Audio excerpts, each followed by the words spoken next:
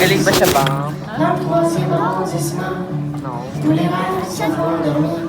Une fois debout, on n'a plus le temps. Mon père connaît sa vie. À l'usine de Camaro, pareil comme son père avant lui, même qui posait le même morceau. Ma mère faisait des ménages, moi je rêvais d'être écrivain. Et puis de pelleter des nuages pour que le soleil brille enfin. Mais j'étais si mauvais à l'école que je pensais pas que j'y arriverais. J'étais pas déçu qu'on traitait de bonne, même quand je donnais ce que j'avais. Mais il y avait monsieur des élèves, un prof disponible, qui m'a fait pris sous son aile et croyait en mon talent subtil. Et moi, ça n'avait rien changé. Je courais le test du ministère. Lundi, j'enverrai mon CV à l'usine de mon père.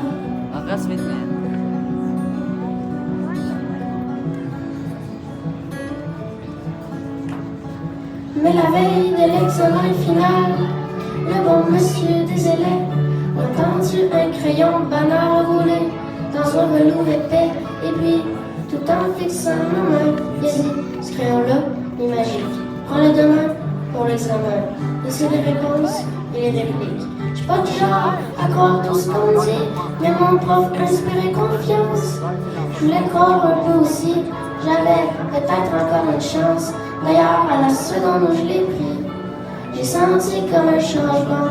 Je vous jure que je ne compte pas de mentir, non. Le crayon était vivant et contre toutes mes espérances, écrivait pratiquement tout seul, sans blague, ça faisait presque pas de sens. De le voir danser sur les feuilles, j'ai donc passé mon examen comme un petit test de routine, avec quelque chose comme 80, presque aussi haut que mon estime.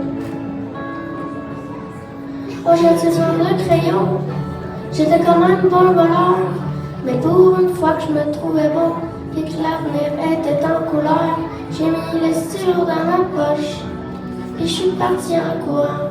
La conscience aussi lourde qu'une roche qu'on brise pour en faire du ciment. Et au fil des années, je suis devenu auteur que j'espérais. J'ai même vendu dans le monde entier tous mes bouquins et mes essais, mais avec le sentiment étrange qu'au fond, je n'avais rien accompli. Le crayon vert et les pages blanches, moi, je n'étais que son outil. Je me suis mis à boire plus qu'il ne faut pour oublier que je n'étais rien, que je roulais dans une Camaro sur laquelle mon père faisait les mains. En plus, j'avais toujours peur qu'on me vole mon précieux crayon ou qu'il me dénonce mon professeur. Le sang serait vraiment fini pour de bon.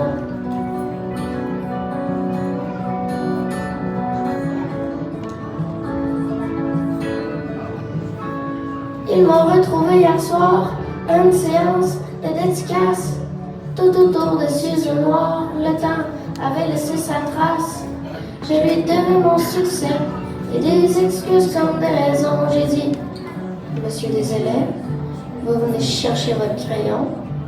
Il me sourit tristement en disant, t'as toujours pas compris. Et dans ta tête, le grand talent, le stylo, net chez un prix. Laisse-moi te regarder maintenant. Je suis si fière de toi qu'il n'y a pas un seul de tes romans que j'ai pas lu au moins 3 fois. Moi je me suis levée d'un coup, je croyais juste pas mes oreilles. J'ai pris mon vieux prof par le cou, la vérité me donnait des ailes. Tellement qu'en arrivant chez moi, j'ai jeté le stylo par la fenêtre. La lumière brillait sur les toits et les mots dansaient dans ma tête. J'ai pas fermé l'œil de la nuit, non. J'ai écrit sans m'arrêter le nombre de feuilles que j'ai noircies.